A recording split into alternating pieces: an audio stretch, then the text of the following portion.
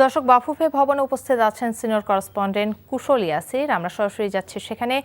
কুশল, media কমিটির chairman একটু আগে কথা বলেছেন, তিনি আর কি কি প্রসঙ্গে কথা বলেছেন আমাদের একটু জানাবেন। কাকলি, পুনর্নির্ধারিত দুটি মিটিং ছিল আজকে, একটি ন্যাশনাল টিমস কমিটির এবং মিডিয়া কমিটির মিটিং।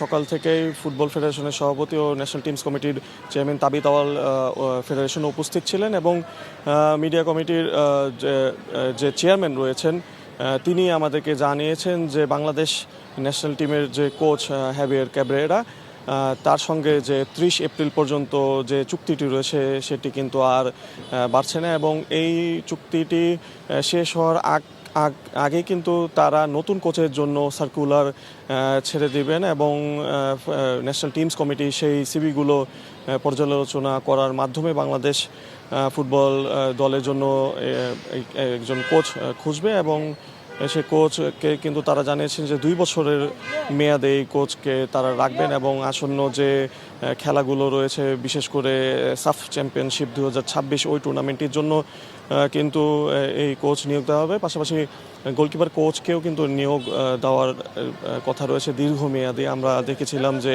টুর্নামেন্ট ওয়াইজ বা কোনো ম্যাচ, স্পেশাল ম্যাচগুলোকে উপলক্ষ করে কিন্তু গোলকিপার কোচ বিভিন্ন মেয়াদে নিয়োগ দেওয়া হতো এবং সেটি কিন্তু নতুন চুক্তির আওতায় আনা হবে এবং গত রাতে যে অনূর্ধ্ব 20 চ্যাম্পিয়নশিপের খেলা হয়েছে, সেই চ্যাম্পিয়নশিপের খেলার উপলক্ষে আজ সন্ধ্যায় মালদ্বীপ থেকে অনূর্ধ্ব 20 জাতীয় দল ঢাকায় অবতরণ করবে এবং তাদেরকে কিন্তু হাতিরঝিল এমপি থিয়েটারে সংবর্ধনা দেওয়া হবে এবং সেখানে ফুটবল ফেডারেশন সহ সরকারের বিভিন্ন পর্যায়ের কর্মকর্তারা উপস্থিত থাকবেন।